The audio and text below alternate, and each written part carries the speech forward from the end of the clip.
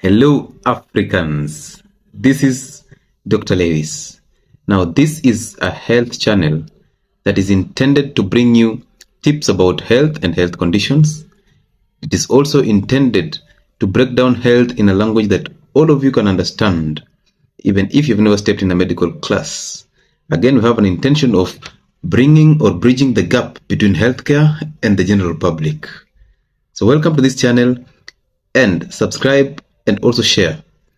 Above all, listen to this, because today I want to open up your mind a little bit on the injustices that are in the food industry and the big pharma. So listen to this. Number one, did you know that the food industry is very clever?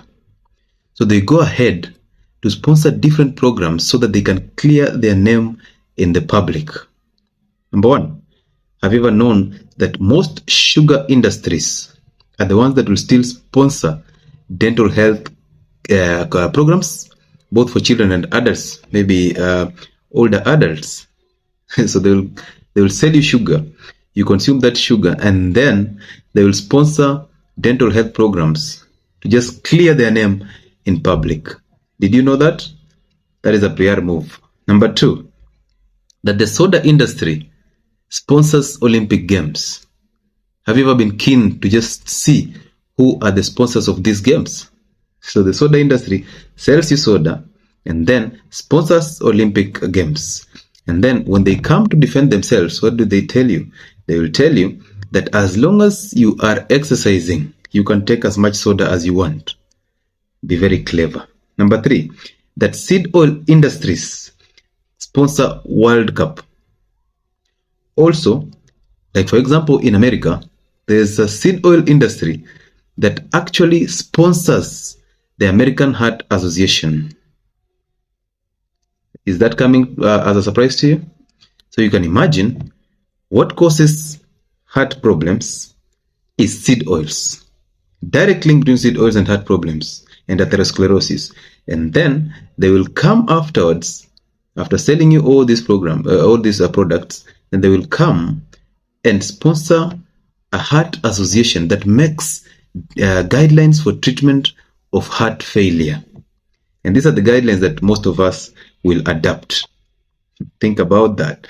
Again, did you know that the big pharma is actually involved deeply in sponsoring guidelines for treatment and management of diabetes? So you sit back and tell me this. How is it possible that the pharmaceutical industry can sponsor treatment guidelines for diabetes, and yet they still expect you to heal from diabetes?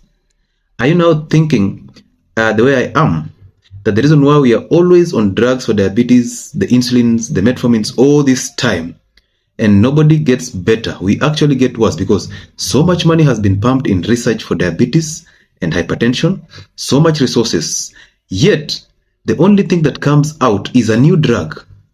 Nobody cares about how many people will be healed. It's just a new drug. It's always aimed at making a new drug. The medical representatives are all over marketing new drugs in the market for diabetes and hypertension. But the cases of diabetes and hypertension keep on rising. How is it possible? We expect that if there is so much research and sponsorship and money being pumped into diabetes research and hypertension, then the cases of diabetes and hypertension will go down. How is it that they are going up every single day? Now, those companies are in business. That is another one. Then, did you know that a country that has over 50% of its population being obese is the same country that is dictating dietary guidelines for we Africans? It's the same country that is dictating what we should consume, what we should use to treat dietary conditions, and that is basically drugs.